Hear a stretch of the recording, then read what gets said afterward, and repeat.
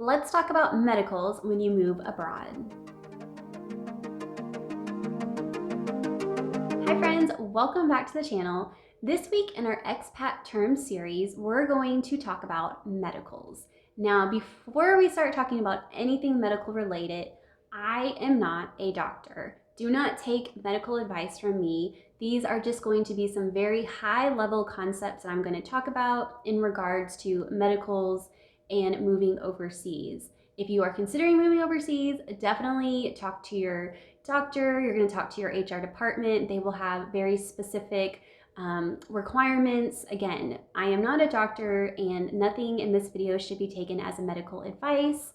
I am just sharing with you my experience from moving abroad. Okay, with all the disclaimers out of the way, let's get into the video. If you're ready to talk about medicals, give me a thumbs up and let's go. So medicals are required to move abroad if you're moving with a company. So that is something to know. Keep that in mind. And when I say medical, I'm basically using that as an overarching word, and it essentially means a very extensive physical exam. In 2014, before I moved abroad as a spouse to an expat employee, I had the most extensive physical exam I have ever had, I think, in my life that I can personally remember.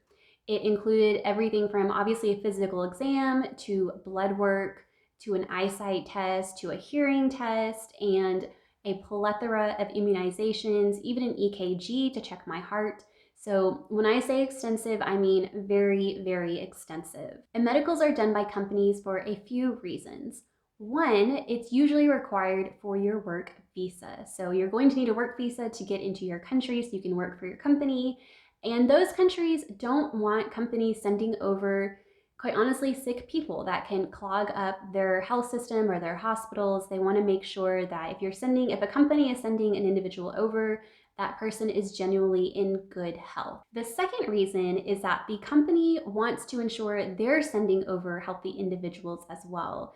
You don't want to send somebody that has maybe some heart issues to a remote location where if you're miles and miles away from a hospital, or even further if you need surgery.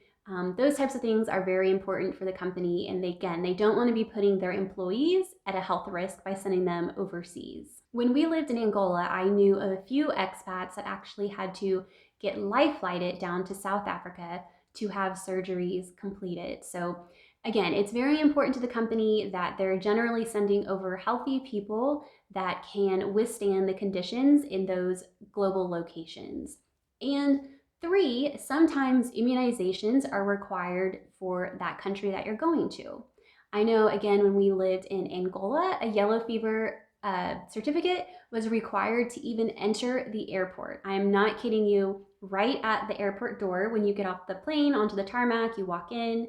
Before you can even get to immigration, you have to show your yellow fever card. So it wasn't even something that you could fight back. You had to have that. And there are other countries that might require some immunization, such as the yellow fever as well. So while a medical is required by companies to move abroad on an overseas work assignment, I also look at it as a benefit. I feel like, when else have I gotten such an extensive physical done on myself? So I really thought getting all of those extra tests done and blood work was a good benefit of going on expat assignments. Plus, if there was something wrong going on with me health-wise, I would want to know about it before I moved overseas and potentially put myself in a dangerous situation. So these were some things to know about medicals being a requirement to move overseas with the company.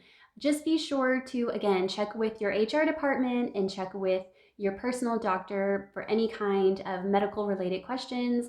This is just very high level, letting you know what to potentially expect if you are considering moving abroad with your company.